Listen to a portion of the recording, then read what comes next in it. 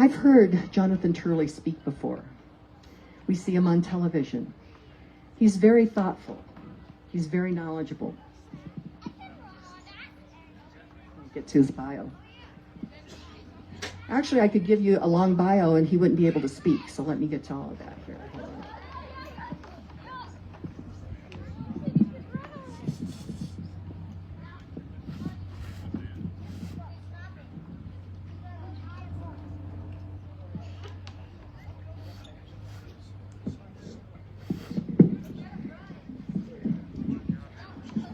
Thanks, Travis.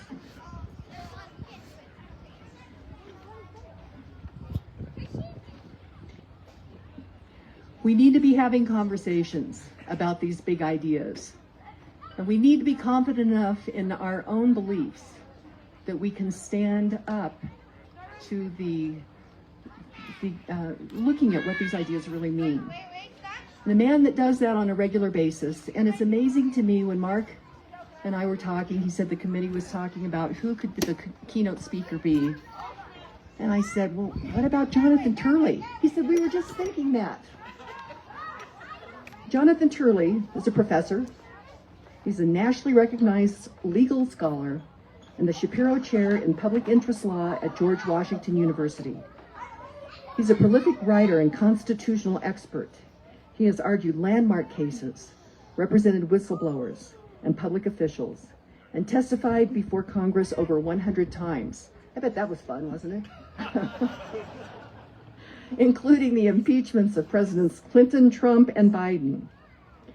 His latest book, The Indispensable Right, Free Speech in an Age of Rage, explores the modern threats to civil liberties in a deeply polarized political landscape. Turley is a prominent legal analyst currently with Fox News and a columnist for USA Today, The Hill, and other national outlets. His commentary and legal insights have appeared in the New York Times, Washington Post, Wall Street Journal, and more. Named one of Washington's most influential people in public policy, Jonathan Turley is also the author of award-winning legal blog Res Ipsa, widely recognized as one of the most popular in the country. This is a once-in-a-lifetime experience to be able to be in such a close venue to hear Jonathan Turley speak. And I'm very pleased to introduce Jonathan Turley.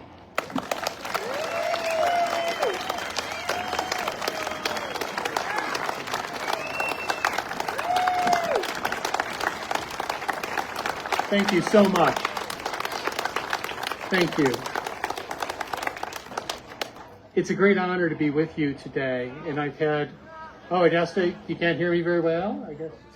I'll just pull it closer. All right, how about that? All right. So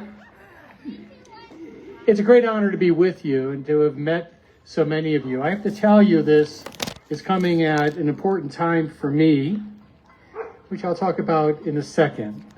I was originally asked to talk about my book on free speech, to cover about 600 years of free speech in about 50 minutes. So as Henry VIII told Anne Boleyn, fear not, I shall not keep you long. But obviously we have a lot else to talk about. And I was telling my editors that I also write for Fox.com, that I'd like to write about my visit to your town. And it was the first thing I did after that parade, because I said, I think people need to know about this place and the people here. And I'll tell you sort of why, so you don't have to read it on Fox.com, but we're coming together at a time of crisis. Maybe not the crisis that some of the people often say, constitutional crisis, crisis in democracy. But it is a crisis. You know, my book is entitled The Indispensable Right, Free Speech in an Age of Rage. It says an age of rage because this is not our first. It's not the age of rage. This country was born in rage. That's what the Boston Tea Party was. It was an act of rage. Rage is a strange thing. When you agree with it, it's righteous, and when you don't, it's dangerous. But my book talks about rage because it has some curious aspects to it. Rage gives you a certain license, the ability to say and do things you would not otherwise say or do. And it's addictive, and it's contagious, and it's all around us. I see it all the time. When I was doing the coverage of the Trump trial, and I came out of the courtroom after the conviction, I came out to the streets of Manhattan and people were dancing in the street. They were in ecstasy, the ecstasy of rage. They would admit to nothing, but particularly that they liked it. That's the thing about rage. It's liberating. And it can excuse most anything, including a complete denial of the humanity of others. Not long ago, a few days ago, I was speaking in Prague in the Czech Republic about my book and about free speech. Free speech is in a free fall in Europe. And just before my speech, Charlie Kirk was assassinated. Charlie and I were friends. I can't say I had the pleasure of being a best friend. We lived far apart, but we worked in the same area. And I respected Charlie a great deal because we both have tried to reinstore free speech to our college campuses. It was a strange thing to be talking about rage and free speech when somebody murders your friend. But what was stranger still is that it was not in the least surprising. And it's unlikely Charlie will be the last. After Prague, I had a debate that I just came from with a Harvard law professor. And the subject of the debate is the United States in a constitutional crisis. And the professor stood up and he just gave this diatribe against America as it currently stands in politics and against Trump and against people who elected him. And he said that the Constitution was no longer working, that we had to try something new. And I told him at that time, brother, this isn't a constitutional crisis, it's a crisis of faith. It's your crisis. Our Constitution is functioning like it has always functioned. It was written for times like these. It was written in a time like this. Once I was testifying in Congress, and one of the members said, you know, Professor, I know you're going to tell us about James Madison and the framers, but they didn't live in these times. People today talk like they want to kill each other. And I said, Congressman, they were actually trying to kill each other. That's when this was written. That's what the Alien Sedition Acts were. They weren't talking about. Congress now wonders whether we need to be saved from it. Law professors now teach that our Constitution is the threat to our citizens. Dean Erwin Chemerinsky at Berkeley has written a book, No Democracy Lasts Forever, How the Constitution Threatens the United States. In another column in the Washington Post, law professors at Yale and Harvard called the Constitution to be radically altered and said that we have to reclaim America from constitutionalism. That's a crisis of faith. The fact is, our Constitution has weathered wars, social unrest, economic collapse. We've survived it all. We're still here. It's virtual constitutional defamation to say that our system is somehow failing. Every indication is it's surviving every stress test we could put it through. It's surviving us. In my new book, which is coming out in February, it's the Simon Schuster is also producing. It's called Rage in the Republic. And in the book, this is going to be their book to celebrate the 250th anniversary of the Declaration of Independence. And half of the book looks backwards and half of the book looks forward. The half that looks backwards asks, what was it that produced the most successful, stable democracy in the history of the world? What was the secret sauce? The book looks at two cities, Philadelphia and Paris, after we defeated the British. And Philadelphia was turning into a war zone. There were militias in the street, and we were facing a civil war right after the Revolutionary War. The book talks about the Battle of Fort Wilson, which was really an attack on the house of James Wilson. And there was a battle, and people died. Wilson came close to dying himself. But then it stopped. Not on a dime, but very quickly. And the book asks why.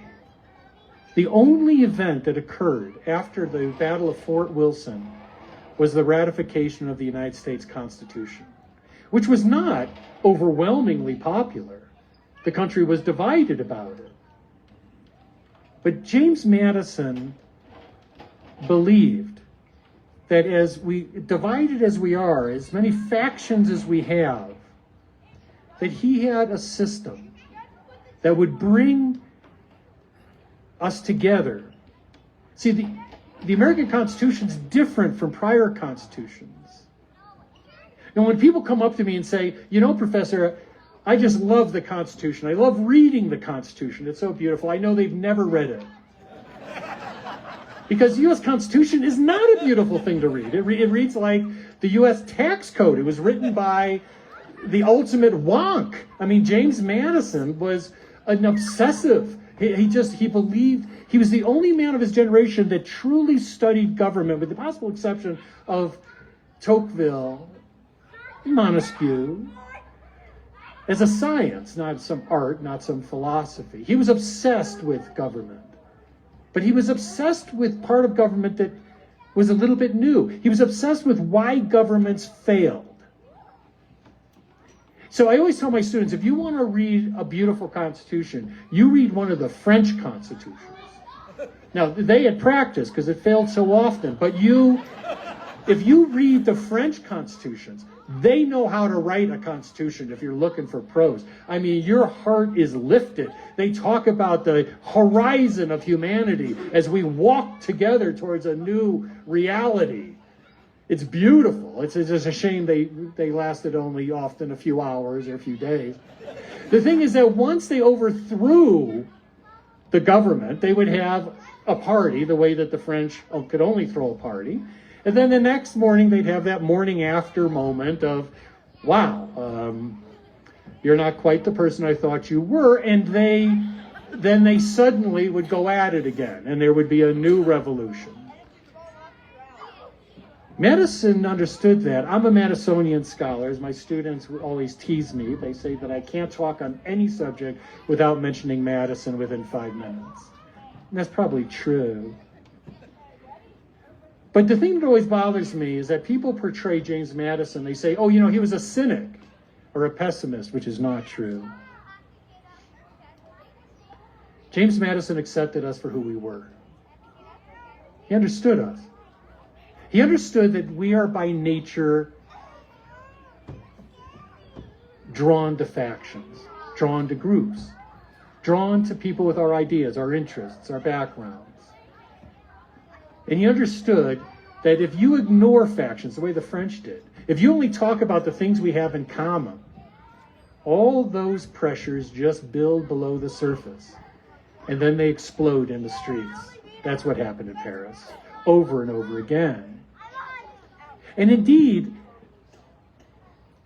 in the coming book, Rage in the Republic, I look at Paris, it's sort of a tale of two cities.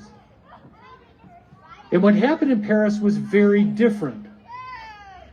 That instead of that stabilizing moment, it became a bloodletting.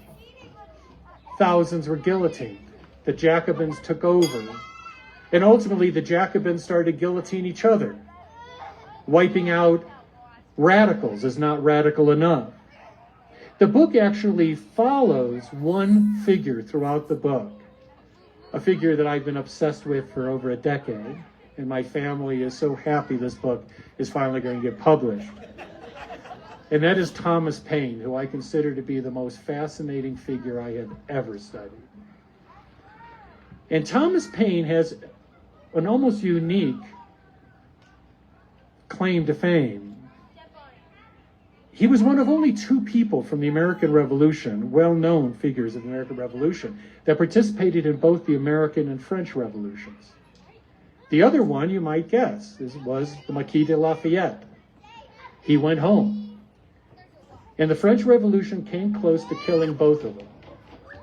Thomas Paine came within literally a few minutes of being guillotined. He was only saved by a swinging door. In fact, my book says that the strange thing about Thomas Paine is that he and American democracy were saved by a series of trivialities. Many of the framers who didn't like Thomas Paine, they liked people like Thomas Jefferson. Tall, handsome, erudite, slave owner, just like them. Paine was barely washed, drank heavily, insulted everyone, and he was against slavery. But they all gave him credit for the American Revolution. Even John Adams, who I think hated Paine the most, admitted the American Revolution would have happened without common sense. Now here's the snapper. Do you know when Thomas Paine came to the United States? 2 years before the Declaration of Independence. He barely survived the trip. In 2 years, he came to this country and would be the spark that caused the American Revolution. It's amazing. But what's also amazing is that Paine failed in everything that he did. He was an utter failure in every aspect of his life. He failed in marriages. He failed in literally every business he tried, every job he held. That's why in the book, I say that Thomas Paine may not only be the truest revolutionary of the American Revolution, he may be the truest American in our history. Because he was as reckless as we were, as defiant as we were. He came to this country to reinvent himself. And then he saw a country that was reinventing itself. And he soon found that the thing that he had never realized, the thing that he most had to offer the world, was in his head and his voice. No voice had ever spoken with such clarity. Common sense was read from churches across the country. George Washington had it read to his soldiers. So when Thomas Paine went to France, he was surprised because he was viewed as the most radical of the revolutionaries. But in France, they adored him. But they soon decided that he was a reactionary because, as the book talks about, there's an old expression that, like Saturn, revolutions devour their young. The problem with revolution is that today's revolutionaries look like tomorrow's reactionaries. And if you don't have a system to protect rights, then you are consumed by the revolution that you started. Thomas Paine was quickly at odds with the Jacobins and was soon being attacked. by Robespierre and many of those other Jacobins that wanted a system without limits, the system that unleashed what Rousseau called the general will. So by the way, the two reasons, the trivialities that saved him, is the first one is that when Thomas Paine was trying to find anything he was good at, anything to make money, he decided to finally, as many desperate Englishmen did, he decided to go and do the last option. If you failed at everything in the 1700s, you had only one other option if you wanted to make some scratch. You had to become a pirate. Now, there were two types of pirates. There were pirates and privateers. They both did the same thing. It's just that privateers would just attack certain ships. In this case, the French. So he saw an advertisement by Captain Death to go and privateer. And if you were a yeoman on a ship, you got about 0.5% of whatever they took, which could be a lot. And he was, Thomas Paine, I don't know if you realize this, was a corset maker. His father was a corset maker. He hated corset making. And he wasn't very good at corset making. And so he left his job as a corset maker and went to London. And then a strange thing happened. His father showed up just before the ship left. It's sort of weird, but it seemed like corset makers had their own little intelligence system. And so these corset makers let his father know, we found your son. And he showed up at the ship and convinced his son to get off the ship. Corset making saved the American Revolution. Isn't that amazing? Because that ship went out and was in a devastating battle that killed every single person on that ship except a handful. But he went and made corset making, and it still drove him crazy. So when his father went back home, he joined another ship, and he became a privateer. But he was lucky. They had quite a haul. They took 6 French ships. And for the first time in his life, Thomas Paine had something he had not seen: money. And he used it. He was not very well educated. He was sort of basically educated. He used it to attend lectures. Many of those lectures were on the Enlightenment. And eventually, he became, by the way, a customs officer where, irony of ironies, he collected tea taxes. But the second triviality that saved the American Revolution was when he was finally to be guillotined, and they put him in the Luxembourg Palace. It's just a processing for executions. And he was very sick, and he was in with 4 Belgians. I'm sorry if this is getting too loud for you. He was in with 4 Belgians, and they were doing the best they could for him. He was bedridden, sweating, filthy cell. Every night, what they would do in the Palace of Luxembourg, they'd go and they'd write with chalk on the door how many were in the cell to be taken to be executed. And they wrote on the door the number 4, meaning that all 4 of these people were to be executed that night. But as fate would have it, because Paine was suffering, the Belgians convinced the turnkey to open the door to let some air in. But when they opened the door opened this way. And so the number 4 was up against the inside wall. And so when they came to collect people to be executed, they never saw it. And Thomas Paine lived, and he was soon released. Now, what Thomas Paine learned from the French Revolution, what almost killed him, is that Madison was right. That just as a revolution overthrows tyrants, a democracy can allow a people to become tyrants. It's called majoritarian terror or majoritarian tyranny. And that's what Madison was most focused on. He would talk about the Greek Republic to the point that his colleagues would drive him crazy. I read this one letter from Gouverneur Morris that said If James Madison refers to the ancient Greek states one more time, I will throw him from the window. But Madison's point was simply, everyone talks about the Athenian democracy. It lasted at most 200 years, led to a tyranny and mass killings. Madison looked at the Athenian democracy and said, that's exactly what we do not want to do. And they called it democratic despotism. And then Paine, who resisted much of what Madison talked about, saw it in the terror. He saw it. At one point before he was arrested, his last surviving 6 friends were with him in an inn, and he watched them taken one by one until he was left in this inn alone, until they came for him. So, one of the key rights in all of this is free speech. And what people don't realize is that free speech was the most revolutionary act of the American Revolution.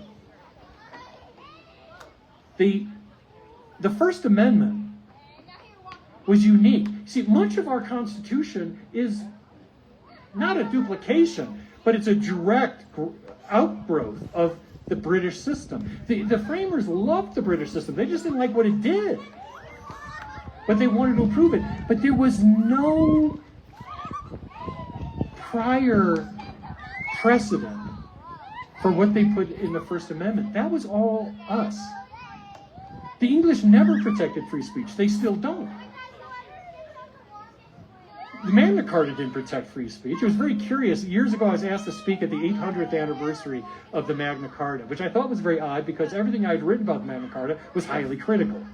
And apparently no one bothered to actually read the material, which made it really awkward.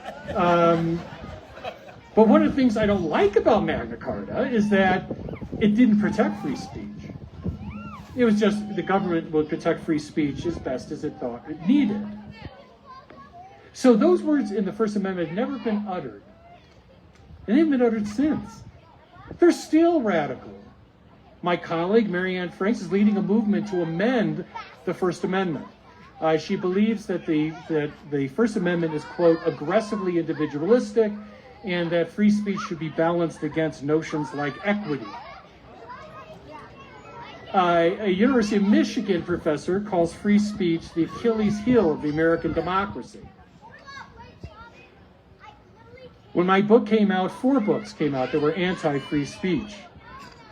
So that's why the name of the book, the primary title of The Indispensable Right, is why I picked those words. It comes from an opinion by Louis Brandeis, one of the greatest civil libertarians in history. It comes from a case called Whitney.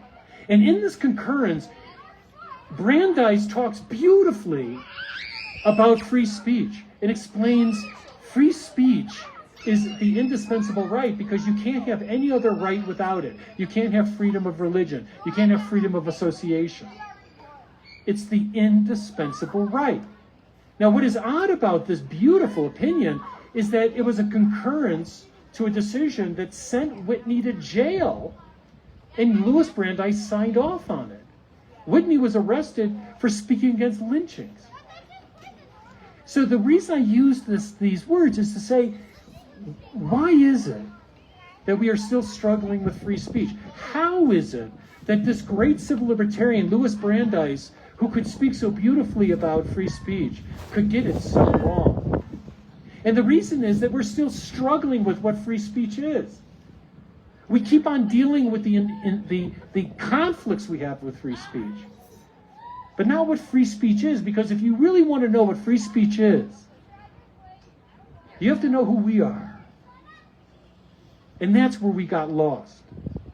You see, at the beginning of the American Revolution, there was an extraordinary moment of clarity that the world had never seen before. The framers didn't just recognize free speech.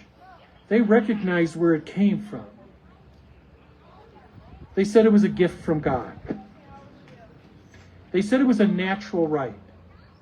They were very strongly influenced by philosophers like Locke, who believed that before society was ever created, before the first government was formed, When we were in the state of nature, we had rights.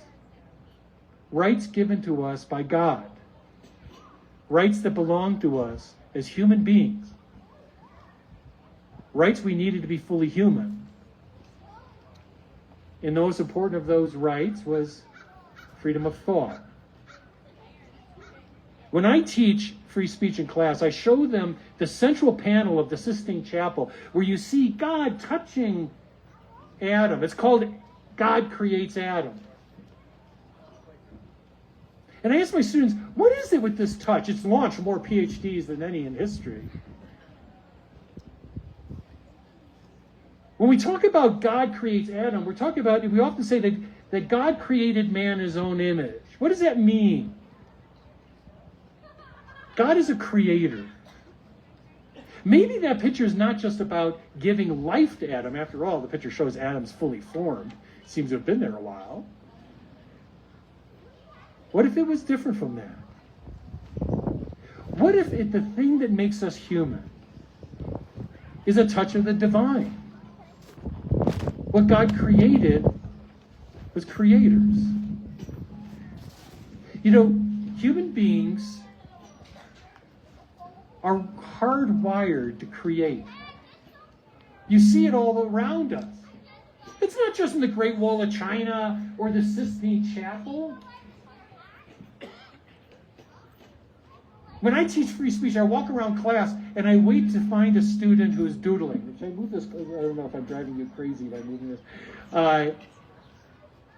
It doesn't take long. And I usually stop and I say, are you doodling? And they freak out. And they go, no, I was listening. I said, no, I like doodling. Everyone doodles. People doodle at weddings. They doodle at funerals. They doodle with goats in a boat. They doodle everywhere.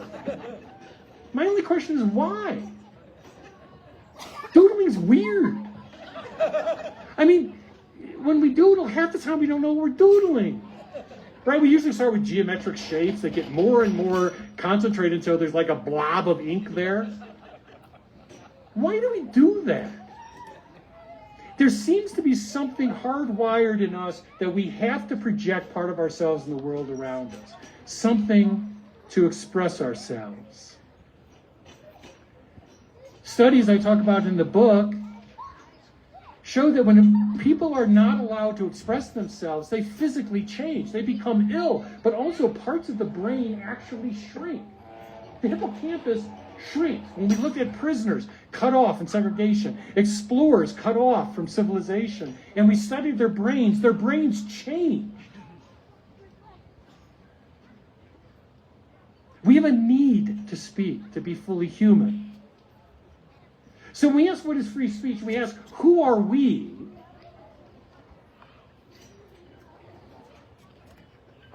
How do we answer that question? We can break ourselves into parts, even the smallest parts. We can look at our DNA.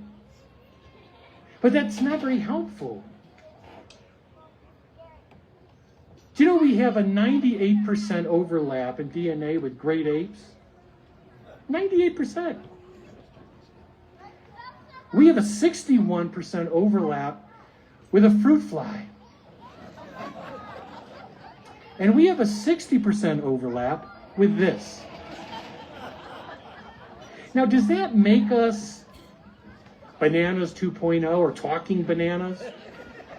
What's the difference between this and you? That's the question. If you want to understand free speech, you have to answer. Now, part of the answers come in the most unpredictable ways. Years ago, there was a man named Phineas Gage, who was a railroad engineer. It fell to him to blow the rock when they were building a road. So they'd go to a rock face and they'd drill a hole in it and they'd stuff it with dynamite. And then he would take a tamping iron and he would tamp it down. But on this day, he was a little bit sloppy. And he sparked the rock. And he blew that tamping iron right through his head. From under his chin to the top of his head. Now, the local doctor may have been the most brilliant single physician I have ever read in my life. He didn't rush to the scene. He figured it was a paperwork case. He was surprised to find Phineas Gage sitting up, writing in his notebook and talking to his crew. And then he had this epiphany. He realized we really don't know what the front of the brain does. But maybe we could now figure it out. Because that guy doesn't have one. So he realized if I could figure out what that guy could do before and what he can't do now, it might tell us what the front of the brain does. And what shocked him is that he could do most everything. He could walk, he could talk, he could do basic math. The big change that he recorded from his friends is they used the same word. They said he became an animal.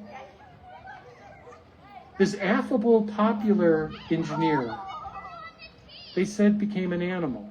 They said he was quick to anger, to violence. If he wanted something, he would take it. And he could not have a relationship. Because after all, relationships are abstractions. In the front of your brain is where abstract thought comes together. It's where we take our thoughts and project them in the world around us. That's why my book, The Indispensable Right, talks about the true heroes of our revolution. They're all the people we arrested and threatened and imprisoned. For people like Charlotte Anita Whitney, who was told that if you get on that stage and argue against lynchings again, you'll be arrested. And this woman of privilege walked on that stage and she gave exactly that speech. You know, George Bernard Shaw once said that unreasonable people expect the world to conform to them. And then he added, that's why all history is made by unreasonable people. Now I look around, by the way, in this town, and I think this town may have the highest percentage of reasonable people of any zip code I've ever seen.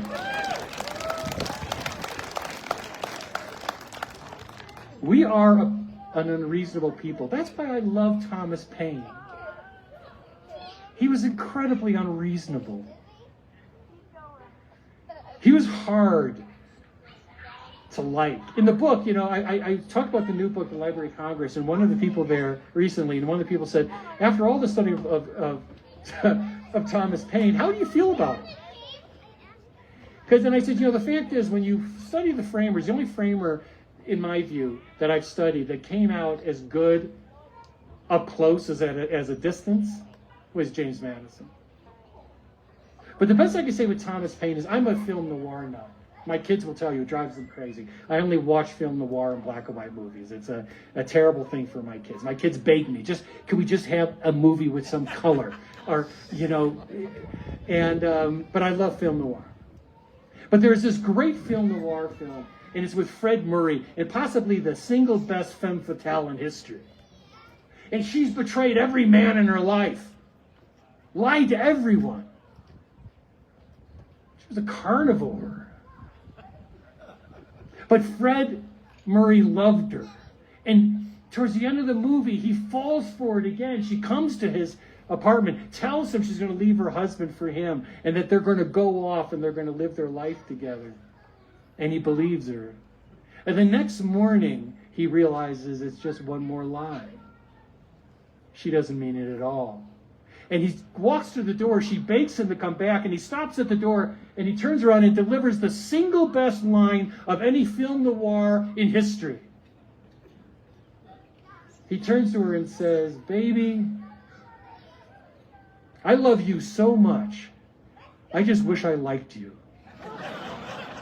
Now, I love Thomas Paine so much, I just wish I liked him. Because he is as good as it'll ever get for us. And he was a believer in free speech. He had his weak moments. The question, are you? Are we? In my book, I talk about a painting by Rockwell. I love Norman Rockwell. And when FDR did his For Freedom speech, Rockwell told the White House, "I want to paint that." Well, they loved it. He was already the most popular artist in the United States. and he painted free speech first because that was the most important right. But when it came to him, you might remember of seeing this. It was a painting of a single man standing up as other people looked at him in surprise. That's it. The White House says, what the heck is this? We were thinking like George Washington across the Delaware, an eagle soaring. Who is that? And he said, that's my neighbor. His name is Jim Egerton. He's a dairy farmer. And they're like, okay, why? And he explained that he had gone to a meeting in Vermont, a small meeting, and they were talking about building a new schoolhouse. And everyone was in favor of it. And then Jim Egerton, who, by the way, was the great-great-grandson of a Revolutionary War hero, but he was just a small dairy farmer. And he stood up and he asked, how are we going to pay for it? He said, I don't think my farm will make it to the end of the year. I can't afford to feed my cows. And I know a lot of the dairy farmers here, you might not make it to the end of the year.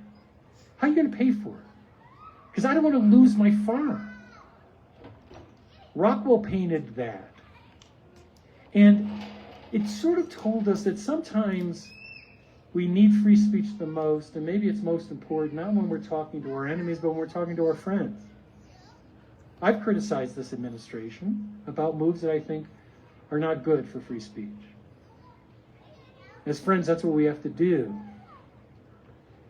But you know what's interesting about that painting? They went ahead and used it. And it was the most popular war bonds picture of the war. You see, the public knew exactly what it was. They didn't know who he was. They didn't know what he was doing. But they knew exactly what that moment meant to them. That's the thing about Rockwell.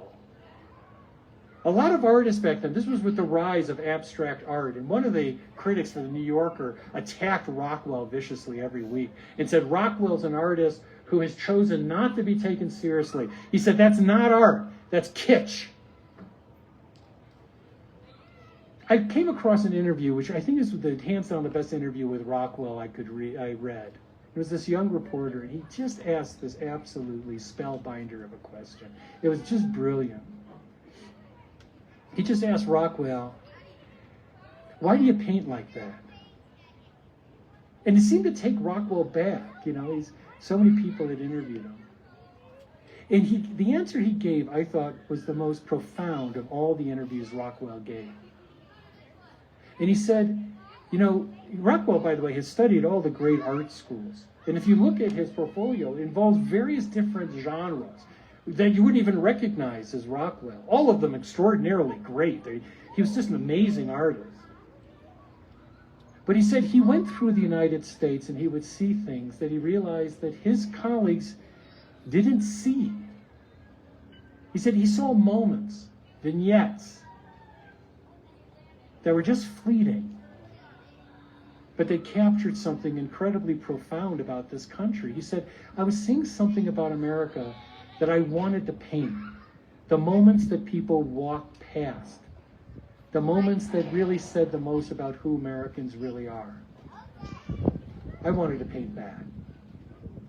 And the American people always understood it. We knew he wasn't painting an umpire yelling at a ref, or a police officer just sitting at a counter having a soda with a child. We knew it wasn't just about that. It was about us. It's about something about us. Something that's the best of us. That's not easy to define, but you can see it. Now, there are many people that will tell you, including this Harvard professor yesterday, that my views on the Constitution really are constitutional kitsch, I think. Probably a professor that's chosen not to be taken seriously. That free speech can't mean this. It can't just mean, as Hugo Black said, that I take the First Amendment to say no law abridging means no law abridging. But I do. I think maybe it's because When it comes to constitutional law, I am unabashedly Rockwellian. I think it means exactly what it says. And I think it's incredibly profound.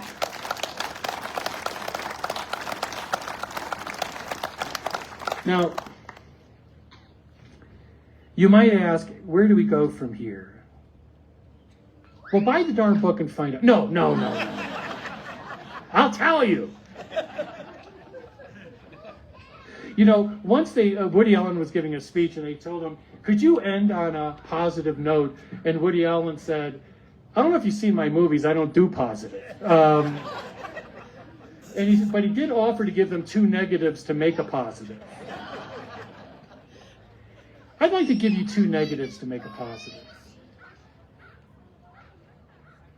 First negative is, it's not working. This is the most dangerous anti-free speech period in our history. We just went through years of a coalition, an alliance of corporations, the government, academia, and the most massive censorship system ever created in the history of the world. But it's not working. A few months ago, I spoke in Berlin at the World Forum. I was one of only 2 free speechers invited. It was probably the most anti-free speech group I've ever been in front of, because it was all EU people. But also, Vance had just given his speech in Munich, which I loved. And man, they were red hot. I mean, their hair was on fire. And we had some interesting discussions. But one of them, a German, caught me and was saying, you know, your book is dangerous. It's going to return us to unlimited free speech. What are you going to do about disinformation? And I said, what I'm going to do is offer information. See, I still believe that the best solution to bad speech is good speech. But I said, what's interesting is you're here. My understanding is that she was going to speak later. I said, my understanding is you're here to ask for more power from the EU. And I'm glad it's you, German representative here in Berlin. Because you've had the most robust censorship system in Europe since World War II. So how is it going for you? Right? You wouldn't be here if it was going well. So you haven't been successful, but your solution is to ask for more censorship because you're the same person we've seen throughout history. Just a different name, but you're saying the same thing. It's not working. And so you're going to double down on censorship. Now, I watch, and there's skinheads walking and marching by the thousands in Germany. They're having a banner year. You haven't put a dent into that. But a recent poll showed that only 17% of Germans feel comfortable speaking publicly. 17%. That's how it's working. You've silenced the wrong people. Or have you? Maybe that is your success. The fact is, there's never been a censorship system in history that has worked. Not one. It is a complete failure rate in history. So why do they do it? And the answer is power. It gives them power. And it chills people. They don't say the things, as in Germany, that they would normally say. I had this debate with one of the top meta people a couple years ago. And I asked him, how's it going for you? I said, you guys were running this creepy commercial campaign that was on every network showing young people celebrating that, hey, Facebook is taking things off the internet, is doing content moderation. And how great is that? We're reinventing the internet. And then you stopped. Why did you stop? I'll tell you why you stopped. It didn't work. You found out it's very hard to get a free people to give up freedom. That's why you stopped. The fact is, young people are surprising us. In Ireland, right before I spoke in Berlin, they defeated one of the most anti-free speech measures in history, and it was defeated almost entirely by young Irish people. They just might be wrong about young people. So let me give you the second negative. We're going to continue to kill each other. My friend Charlie's not going to be the last. Why did they hate Charlie? The last conversation I can remember ever with Charlie was in a green room. We talked about the death threats we had received. He received a lot more than any of us. But why did they hate him so much? They hated him because he put a mirror up to the face of higher education and exposed the hatred and the hypocrisy that exists on our campuses. They hated him because he did the thing that was intolerable for many. He asked them to debate. And for that, his group was attacked repeatedly on campuses. Their tables overturned and their tents destroyed. It's not going to change, not even after Charlie. You know, one of my favorite stories is Pandora's box, which really wasn't a box, it was a jar. I don't know how it came a box. It was a jar. Because Zeus was really, really mad. Prometheus had given fire to humanity. And for that, he tied Prometheus to the side of a mountain and had eagles pecking out his liver. So much for Prometheus. But he was still had a bill due with humanity. And so he created Pandora. Pandora was a creation. She may have been the first femme fatale. She was perfect. He made her that way. The perfect human. And she brought in that jar everything that would undo us, that would harm us. Hate and killing, wars. It was all in the jar. But the problem is that he made her too human. She wasn't supposed to open the jar until he told her. But she opened it anyway. Because the fact is, we're always going to open the jar. We're human. He had made her too human. And so everything came out.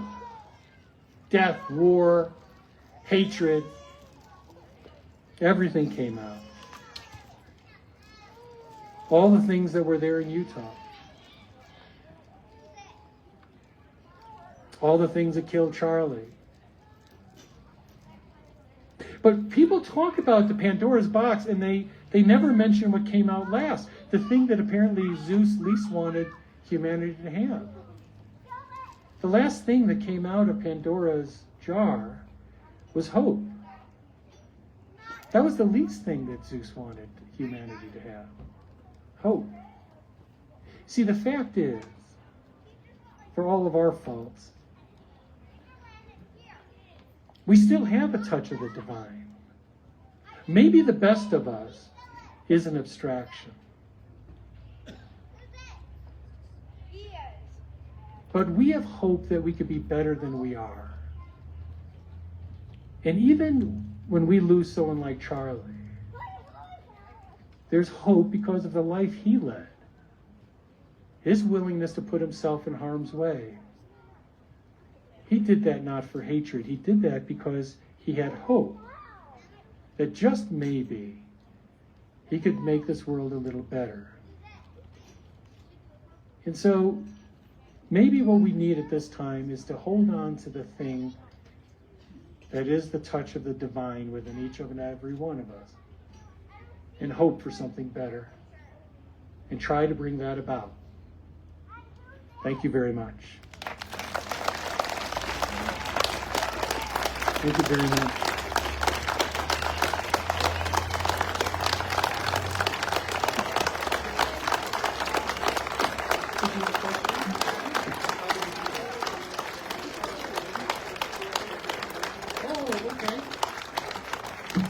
I was told that you have questions, and I will answer any questions, no matter how sordid. I particularly like those if they involve Brian Kilmeade. They have the mics here. So.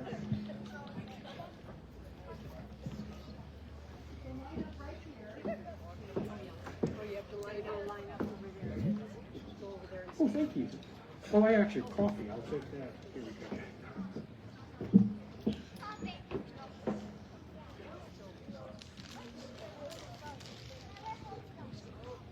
Thank you very much for everything, but I'd like to know who's your favorite Supreme Court justice, past and present, and what can we do to get rid of some of these lower judges? Well, I guess I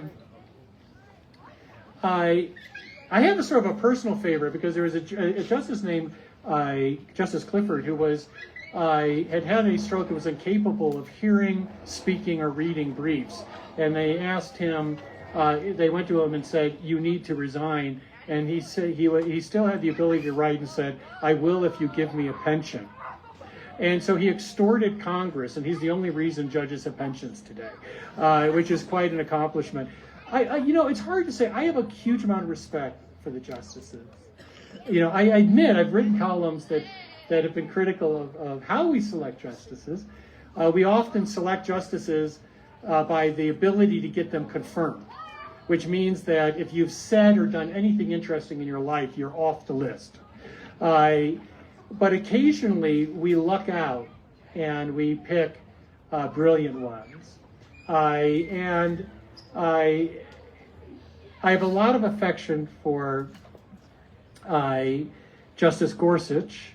I testified at his confirmation, and I testified in favor of his confirmation. But I like these justices, and I actually push back on people that attack them left or right.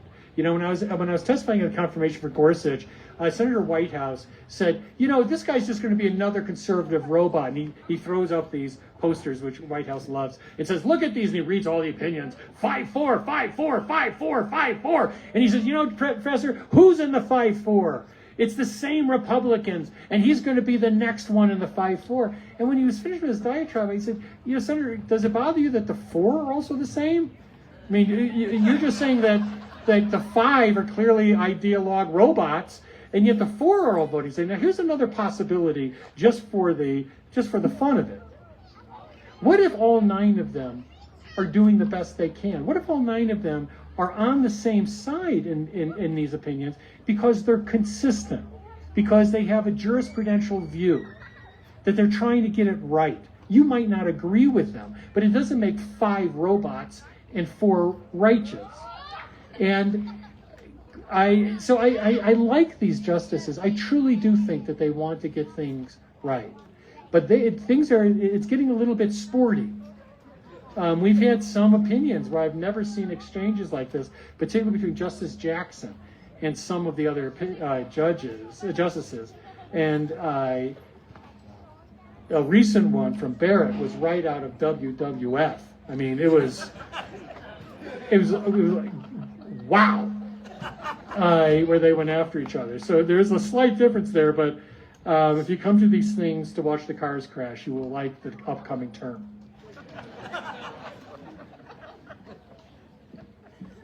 Mr. Turley, thank you for coming. I personally am a Grand Lake resident. I've lived here for many years, and we welcome you to Grand Lake. Thank you. And my question is probably I do have a question, but a comment here first. We are a very small, interesting, and beautiful town, and those of us who live here love it here. For us, this is the paradise west of the Mississippi, up in the Rocky Mountains. And so welcome, and we hope you like it so much here you come to stay. That is so funny, because I told my wife after the parade, we should move here. And we have it all here, sir. We have everything. Yeah, except for crime. I was telling your sheriff, I just went down your main street, I wasn't mugged once. The only thing we don't have here is because we're not a big city, we're a small town. We have freedom and peacefulness and love and companionship, and it's all here and it's all good. So you're telling me don't write about this town? No, we want you to write about it. But in contrast, you live in Washington, D.C., sir. I used to live in Washington, D.C., and I hated it. And I will never go back to a big city. I have found the paradise in America right here. I think you have. So, my question to you is, since you live in that nasty big city, we're fussing over the definition on freedom of speech with where does the freedom of speech end and violence begin? And how do we deal with that, especially in a big city where it seems like political rhetoric is violent and free speech is violent? And how do we get that separation? Thank you. No, it's a very fair question. Now, as might come as some of a surprise, my natural default is in favor of free speech. There's a lot of free speech is what I call rage rhetoric. We've dealt with rage rhetoric for every generation. The greatest danger, as I go through the book in all of the ages of rage, for us, has not been the rage rhetoric. It's when the government uses rage rhetoric to crack down on citizens. I mean, we never really, the anarchists were never really going to threaten us that much. It was our response to the anarchists that cost us so much as a country. There is a standard of Brandenburg, which only allows for the criminalization of speech that is encouraging imminent violence.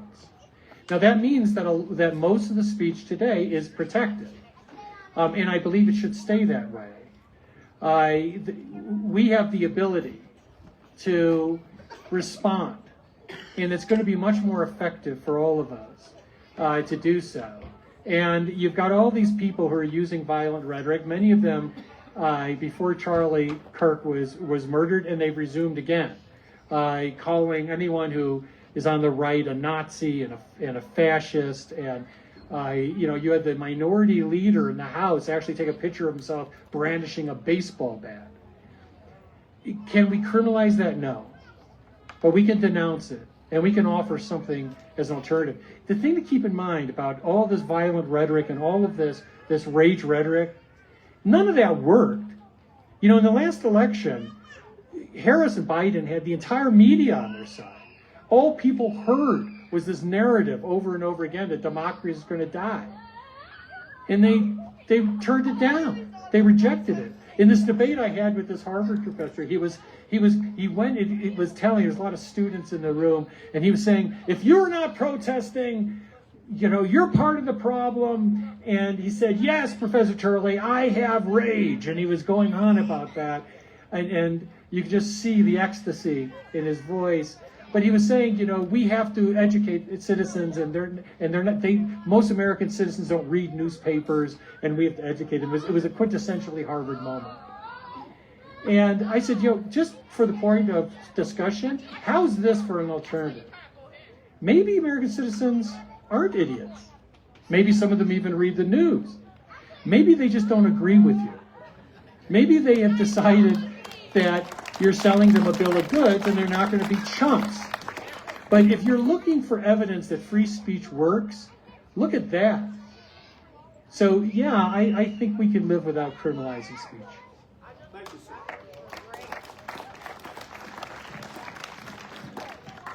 Professor Turley, with respect to your debate of the Harvard professor, my father used to say you can tell a Harvard man, but you can't tell him much.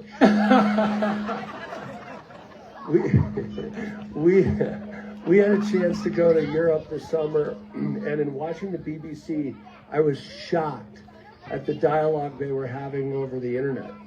And they were struggling to come up with a definition of Islamophobia. And they are literally throwing people who post on social media for 4 hours in jail for like 31-month terms. And it's alarming. And of course, they don't have our First Amendment. But I wondered if you wouldn't just juxtapose what's going on in the EU right now. You touched on it with your theme of free speech. Well, it's a great question. When I was speaking in Prague a few days ago, I actually, I have a habit of telling the truth. And so I had this group of academics and judges and very nice people, and I told them a couple of things that maybe were not welcome, which is, I think that the second part of my new book talks about whether American democracy can survive in the 21st century. And it's going to be a challenge because we're going to face some unbelievable stress tests with AI and robotics that we've never faced before. But I told them I would bet on us rather than you. I don't think democracy in Europe will make it because you've destroyed it with the EU. You've destroyed the very institutions you're going to need when we hit that patch. That didn't go over well. But then I said, and you're starting by destroying free speech. And I gave an example of England, and they had some Oxford or English professor in the audience, and he just lit up and said, it's not true, and free speech is doing just fine in England. I said, you just arrested a woman for praying in her head. You arrested her because she was standing near an abortion clinic, and the officer said, "Are you praying?" And she said, "Yes." And he said, "You're under arrest." You just convicted a guy for what the court called toxic ideologies. He didn't do anything. It's just that in his room, this guy was like an altar to hate. It was like, he had like everything, KKK, Nazis, anyone that was like a disgusting movement, he had in his room, okay? And it's probably why he was still living with his mother. Now, but they arrested this slob and they convicted him for toxic ideologies. That's where you are, Professor. No, you are in a free fall. And so he says, no, it's fine in Germany. But what was really interesting is we had a guy there who was Czech. And by the way, the Czech Republic is our natural allies. They remind me of Cubans in Florida. You want to know about communism? Ask a Cuban in Florida. And you want to know in Europe? Ask a Czech. You ask young people, old people about communism, and man, do they light up. Because they lived through it. It's not like our current generation doesn't have any memory of socialism and communism. But what's interesting is the guy that followed this English professor, man, he lit up. And he spent a lot of his time in Germany. And he said, I don't know what universe you're coming from. But in Germany, my friends are being arrested by the hundreds for just saying things about elected officials. And there is no free speech for them. And it was just, I just loved it. I was letting them just, go. So that's why I thought Vance's speech was, I wrote a column about it, Churchillian.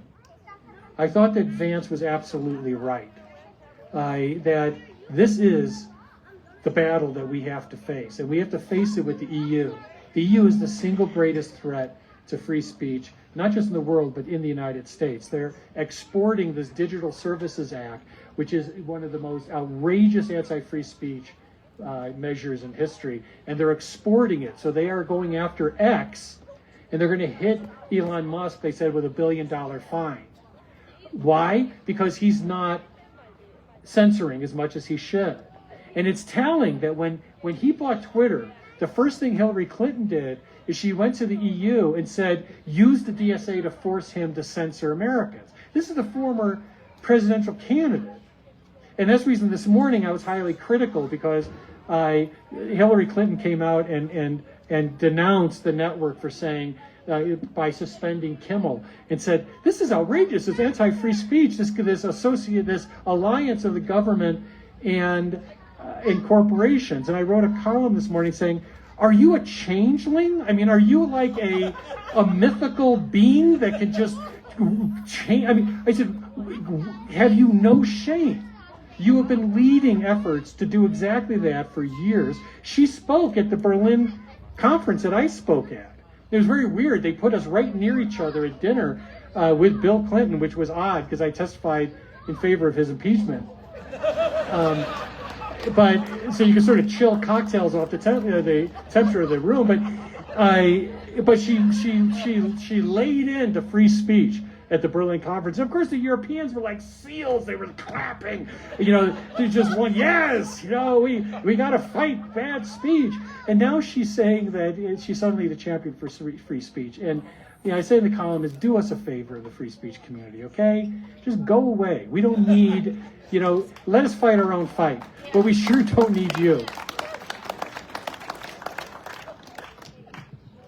Hey, thanks for coming, Mr. Turley. So I'm going to try and give you a hardball question. Ooh. Since I have a couple. It is about Brian Kilmeade. No. So I'm like you, a free speech absolutist, and I would also like to see a great reduction in immigration. Right now, the Trump administration is looking. Oh, sorry. Right now, the Trump administration, from what I've heard, is sort of looking at student visas and sort of vetting them based on what they've said online, and sort of looking at revoking those visas, maybe even revoking passports for certain speech. I find myself sort of conflicted because one way I'd like to see less student visas and maybe more deportations, but at the same time I'd like to make sure that we're protecting the First Amendment from the right.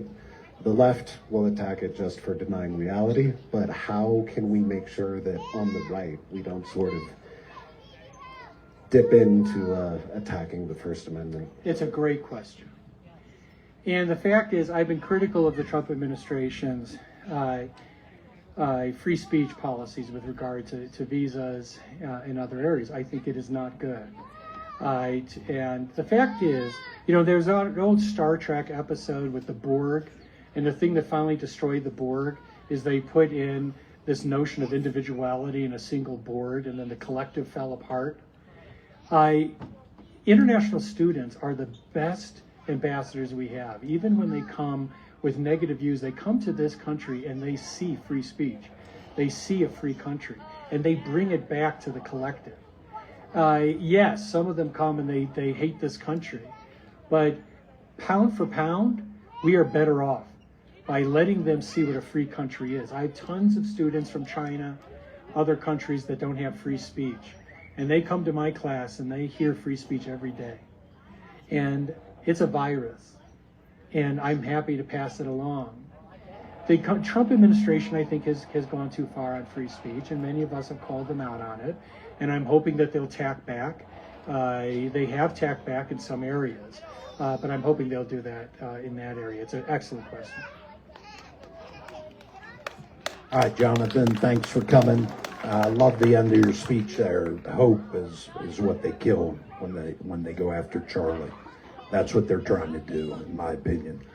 But I wanted to ask you about, as far as free speech and the mainstream media goes, I'm sure you know Joseph's story is, and that quote's been going around here the last few weeks on Twitter or X, and what's your thoughts about that as far as free speech up until the point where you damage an individual's reputation? And then, of course, their personal safety, which is something you know a lot about. So, well, it's a great question.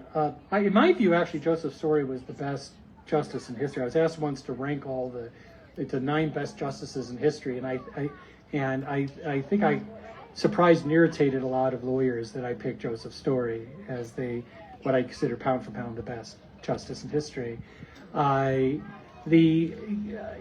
Where we draw the line is that we have defamation, where you can sue people for harming you. That's always been allowed if you harm someone with speech.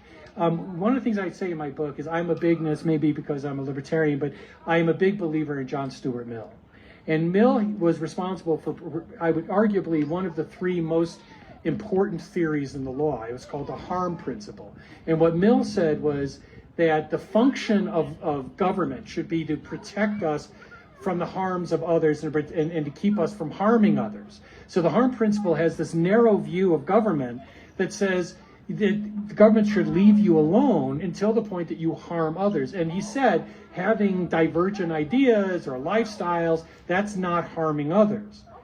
And when it comes to defamation, you are harming others, and you could be sued civilly. My book spends 70 pages on another justice, Oliver Wendell Holmes.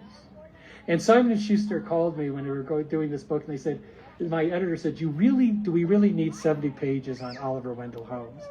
And I said, what a silly question, because I thought that was coming up light. But the reason I talk at length about Oliver Wendell Holmes, I'm sorry to hijack your question a bit by jumping to another justice, is it was Holmes who wrote the stupidest line in history about crying fire in a crowded theater.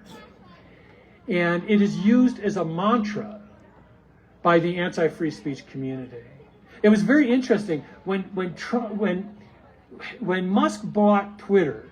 I had just testified, I think in the House Judiciary Committee, that he bought Twitter. And by the way, Musk is without question one of the most significant figures of free speech in the history of our nation.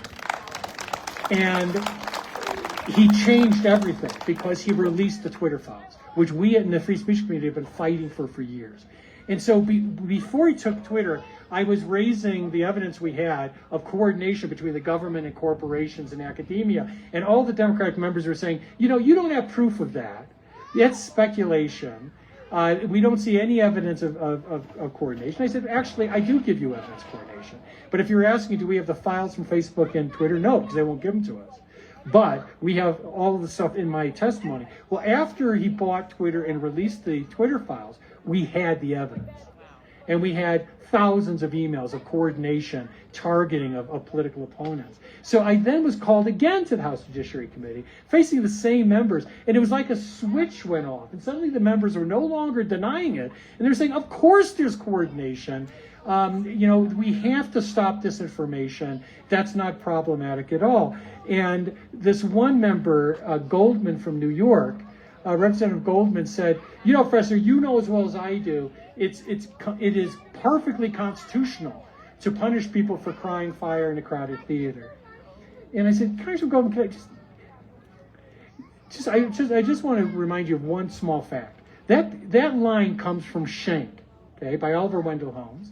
It was used to imprison a socialist who was opposing the draft by passing around a flyer that quoted the First Amendment. And that's the case you want to rely on? That's the line, because Oliver Wendell Holmes walked away from it and Schenck was rejected. But you want that to be your standard, right?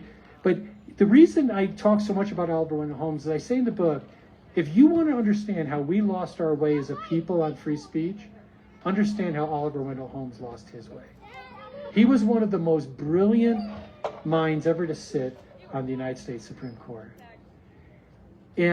But he rejected natural law. He rejected any concept of an autonomous or natural law basis for rights. He was what is called a positivist. And a positivist is just someone who believes that the legitimacy of law, the basis of law, is in how we enact it, that all rights come from the government, that you don't get them from God, you don't get them from natural law. And I said, it was his rejection of natural law that I think undid his legacy. Because he rejected any concept of a transcendent truth, anything that exists outside of our own little government and society. And I said it was that rejection of a transcendent truth that led him to horrible decisions, like Buck v. Bell, when he upheld the sterilization of a woman who shouldn't have ever been arrested. And he mocked her in the end and said 3 generations of imbeciles is enough, and sent her off to be sterilized. I think that it undid him because he lost that navigational beacon, that North Star, that transcendent truth. And so I would actually cite him in the negative as to what we could learn from the Supreme Court. Part of that answer addresses part of my question, but you mentioned Madison a number of times, and so that inspired me to ask this question, because I've recently read that one of the ways to characterize our political divide may be based on a Madisonian versus a Wilsonian view of our Constitution and the role of government, and then human nature. And do you think that's a valuable way of thinking about it? And if so, is there anything we can learn from that? No, I think it is. You know, the Wilsonian approach is a little less defined in my view, because it gets muddled a bit. But the Madisonian approach is very much, I think, understood and rejected by many, including my colleague from Harvard yesterday. We are a Madisonian democracy, and thank God we are. This was a constitutional system that was designed to last. We're the all-terrain vehicle of constitutional systems. We are built to get through the worst of times, and it has been tested. Maybe this isn't a direct response, but let me give you just one very brief story of why it's important. When years ago I worked with the State Department in a special program that brought in new forming countries. This was after the wall fell in Germany, and all of these Eastern European countries came into existence. And so the United States was bringing in ministers and sub-ministers, trying to teach them on our system. I was part of that. The French had their own institute, God help us, and they were trying to get them to adopt their system, the Civil Code. Well, one of the more weird ones is we had just taught a group of Afghan leaders about the Madisonian system. And didn't take. Like a lot of them ended up killing each other. But then the State Department called me and said, we're going to do it again. And I said, really? And he goes, yeah, but we realized we made a mistake. All the power in Afghanistan belongs with militia leaders. So we're going to bring in a group of militia leaders from rival militias. And that's going to be your class. Now, it was one of the weirdest classes I ever taught. It was like 5 guys. And I told my wife later, if you opened up the door and saw these guys without knowing who they were, you'd be like, damn. Like, these are serious guys. Like, they just had that look of, there was a lot of wear on that rubber. I mean, these guys had been in the mountains doing this for a long time, and they did not like each other. So for the first week, I taught them on the constitutional system. It was like dead strong. And this young State Department guy said, I think it's going well. They seem very attentive. And I said, I have to tell you, I've been teaching a long time. It's not going well. In fact, this may be the single worst class I've ever taught in my life, which is quite something. And they said, what do we want to do? And I said, I don't know, but we can't do this. So on Monday, we got started to do. So on Monday, I brought in some slides, including Madison's favorite line, that if all men were angels, no government would be necessary. And I told them about Madison. And I told them about what he meant by that. And all of a sudden, these guys were talking to each other. And one of them finally raised their hand. It was the first question I'd gotten. And he said, and he used the word we want to hear more about this man, James Madison. And I said, well, you came to the right shop, brother, but let me ask you, why?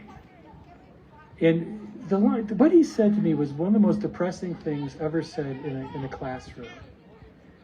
He said, you said that he designed a system that could be run by devils, not by angels. And I said, yeah, that's an interpretation of that. And it still produces good government. And I said, yeah.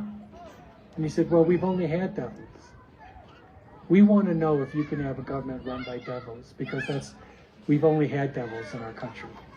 So he said, so we've only had devils in my country, and we want to know how you build a government that could withstand devils. And it was a profoundly sad statement to make about any country. But one thing I told him is, I said, you know what? We have a lot more in common. Not just devils. Look, we certainly have tested Madison's principle. We haven't had many angels in our government. But what we have in common is the United States of America was the most pluralistic nation on earth when it was formed. It still is. And Madison created a government that could exist based on an abstract notion where other people, and I say this in the book, while other countries are united by history, territory, culture, we're united with a conceptual legacy, a legacy of ideas. We come from all different places. We're mutts. I'm a mutt.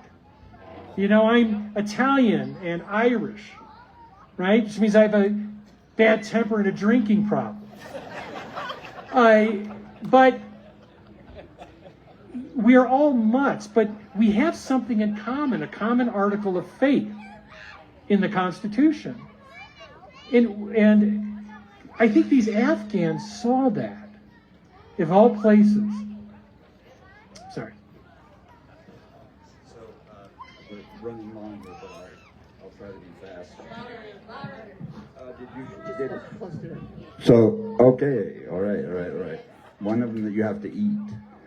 I have a question about the American education system.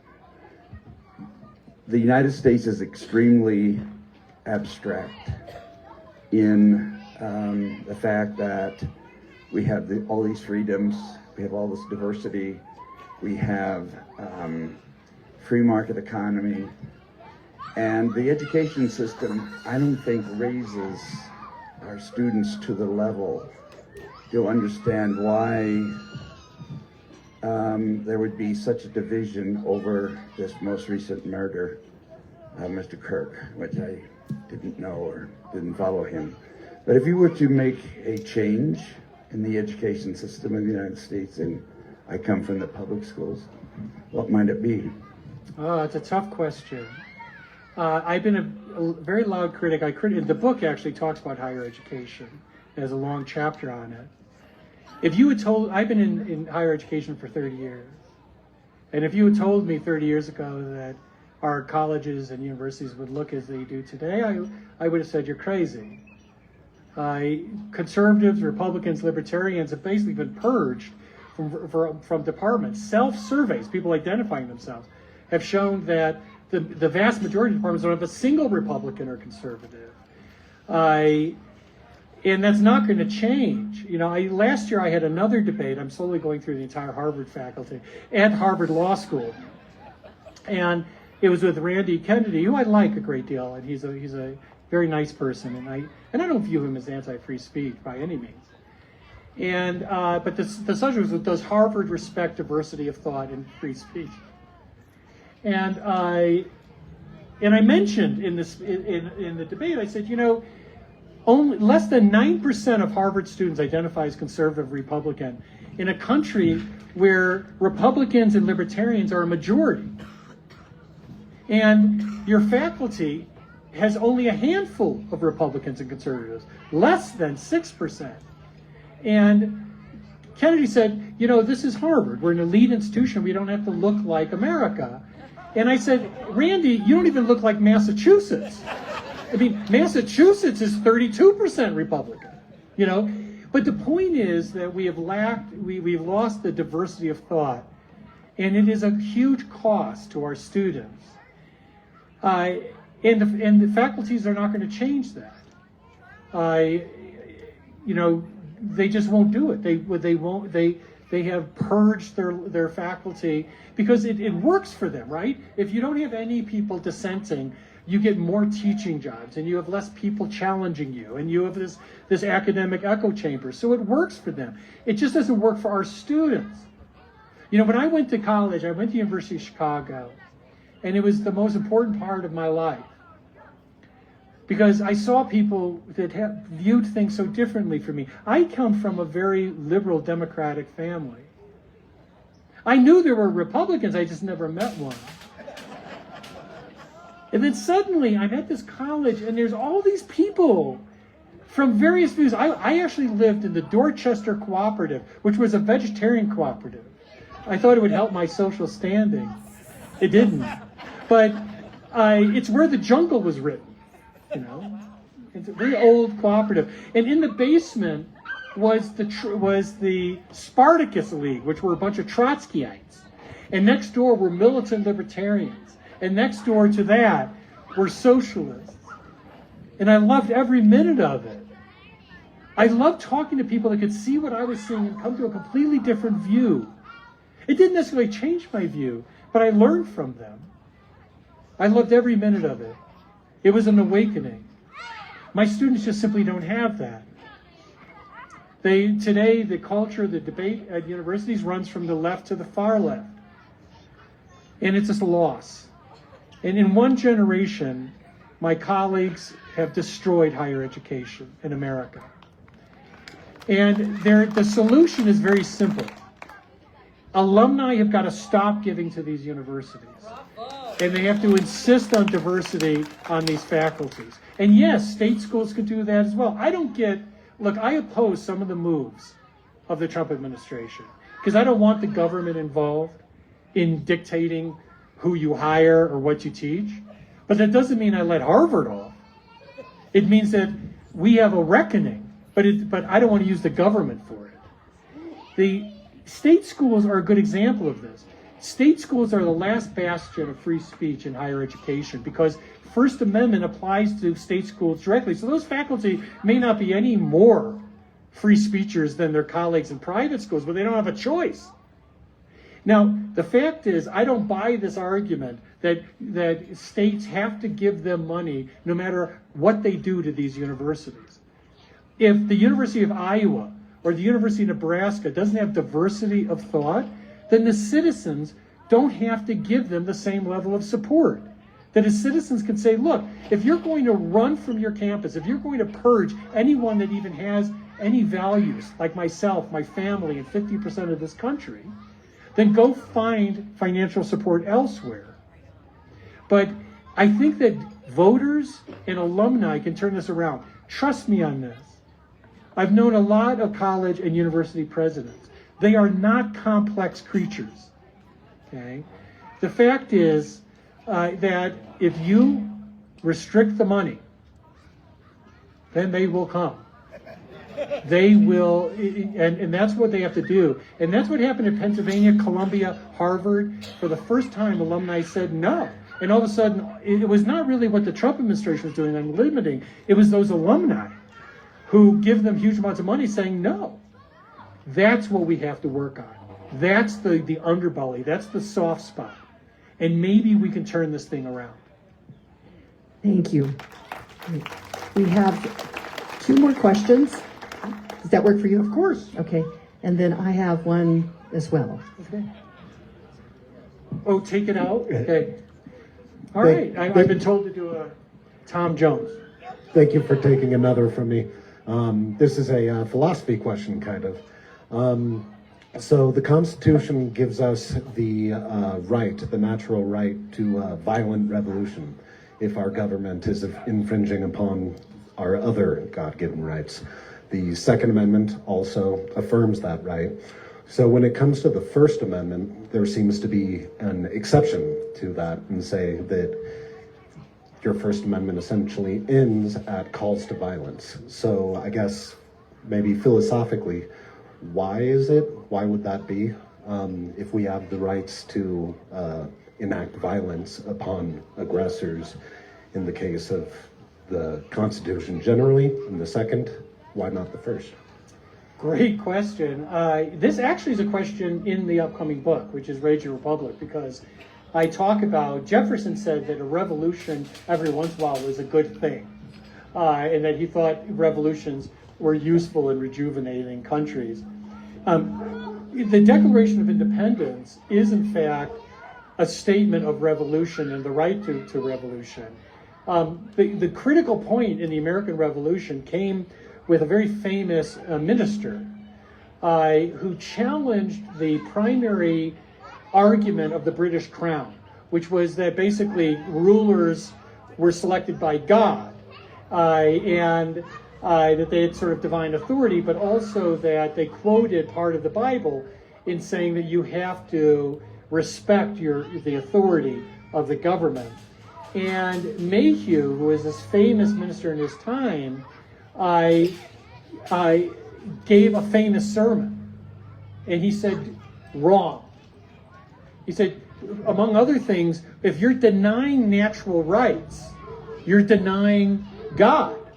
So if you have a king who's denying free speech, denying self-determination, you can't claim the Bible as your authority to say you must follow me when I'm not giving to citizens what God already gave them.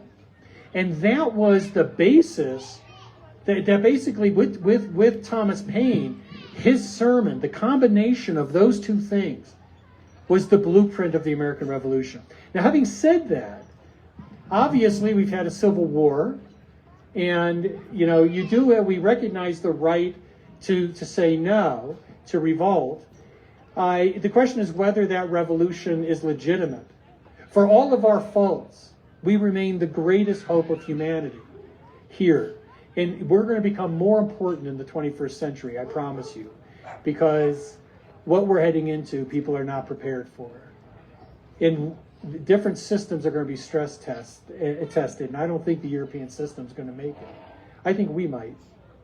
But we do recognize the right to revolution, but we also do, that's supposed to be a righteous revolution. I don't see how a righteous revolution exists today.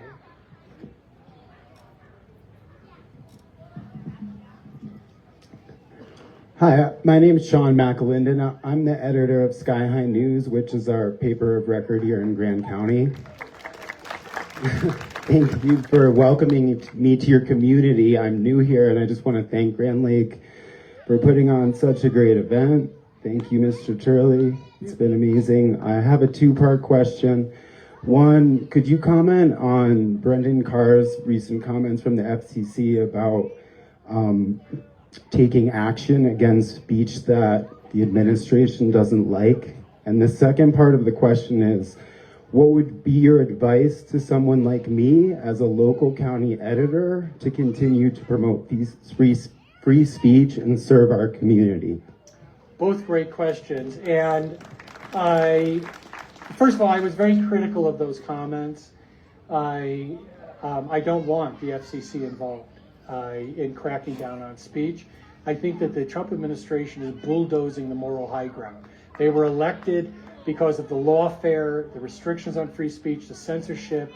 For the love of Mike, why would you be attacking that high ground? And many of us have been critical of those comments. And many people in Congress, very conservative Republicans, have said, we're not on board. We are not going to have you replicate what happened in the Biden administration. As for journalists, you are the tip of the spear. You know, we are going through a really tough, as you know, period for the media. And it's an interesting change because, you know, I've worked for NBC twice, CBS twice, BBC, Fox for the last 30 years.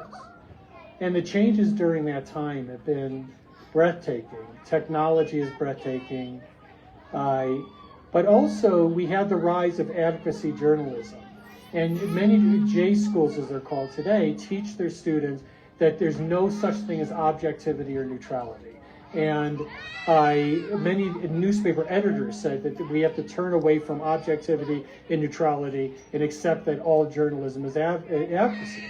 Well, they did, and they've been sawing at the branch that we've been sitting on, and they're finally all the way through. And so you have networks that are barely keeping their lights on, where ratings have just collapsed. You know, I have friends at CNN, and I don't mean to talk bad about a competitor, but it's really hard for CNN right now. They've lost about 50% of their demographics in 1 year. Now, the fact is, a lot of these newspapers and networks are writing for each other.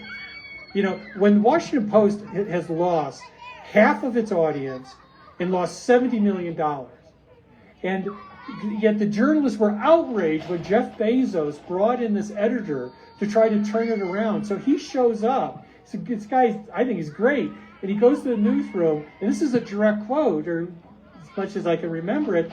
He said, "I have to tell you up front, nobody's reading your stuff." He said, "So we've got to do something because no one's reading your stuff. We've lost half of our readers. We just lost $70 million. They demanded that he be fired. Okay? So they would rather go bankrupt than give up buyers, right? And they thought that Bezos would just run the Washington Post like a vanity project, right? Well, apparently you don't become Jeff Bezos by running things at a loss. And he said, "I really think you should make money." So we're seeing this huge change in media that you are, I'm sure, very well aware of. The hope that we have is on local media, but we've also seen the rise of sort of a new generation of, a new generation of Thomas Paines. These are the new media on blogs and the internet. Most people are not getting their news anymore from mainstream media. They're getting it from places like TikTok Instagram and all those places, it's having a big impact. So I think what we're beginning to see is that mainstream media for the first time is paying attention because they have to. And they're laying off a huge amount of people. Because when you talk about, let's go Brandon, that was more of a criticism of the media than of Joe Biden, right? It was because you have this reporter, people were saying, Biden, and the reporter for network said, they're saying, let's go Brandon. And so it became this mantra, but it was a taunt of the media, that it was sort of our Yankee Doodle dandy, right? That's what the British sang to us, to mock us. And so that became the modern Yankee Doodle dandy to the media.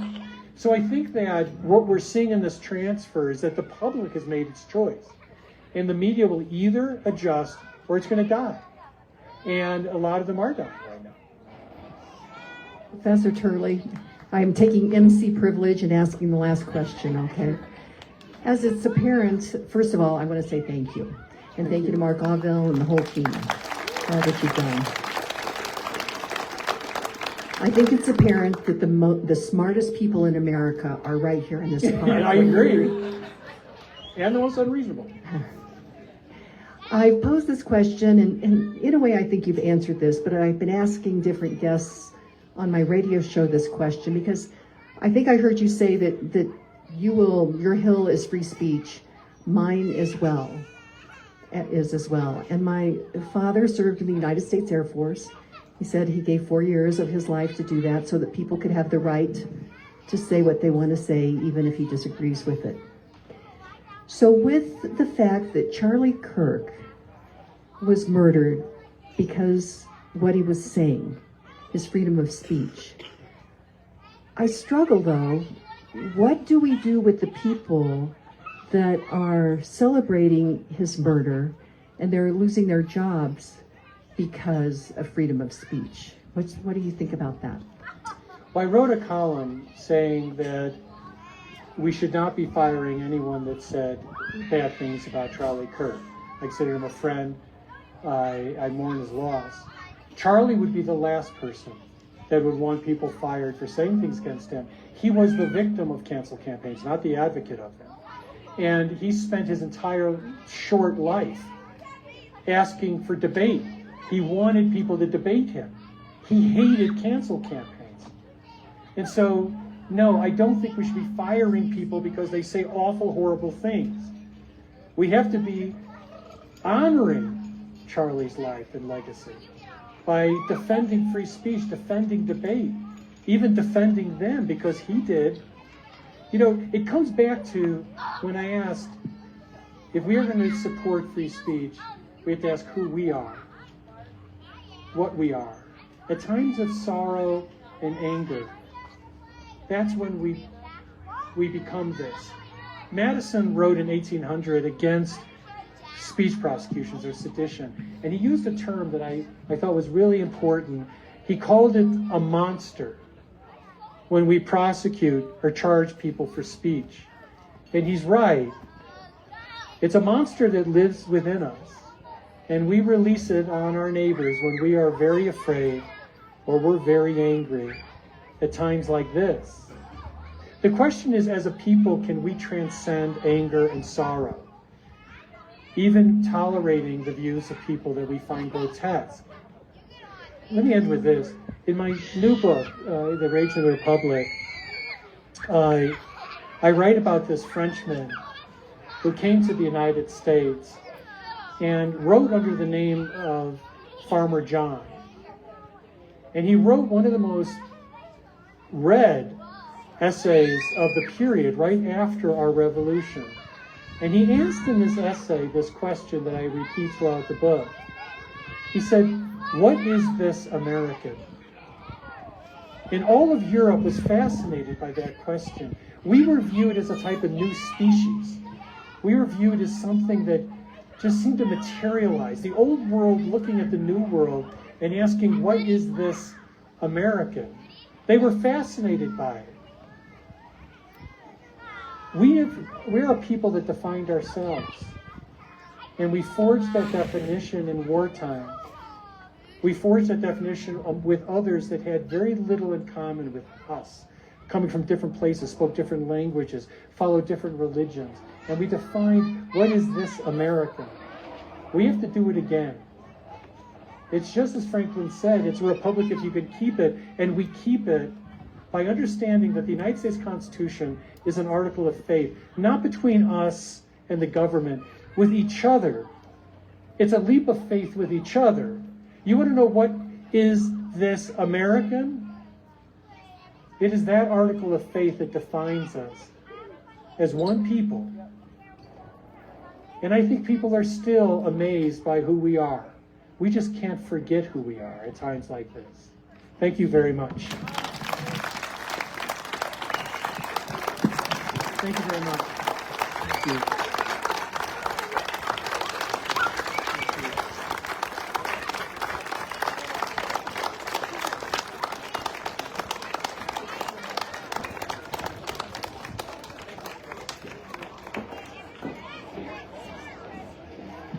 Okay, thank you so much for being here. That was fantastic. Makes us all think. So just give us a few minutes and we're going to get into the music portion here. And so you can take a quick little break and come back. We have Steve Watts with Dotsero. I was talking with a friend of mine. She said, oh, I love Dotsero. And then we'll have Puddle Stomp as well. So thank you for being here.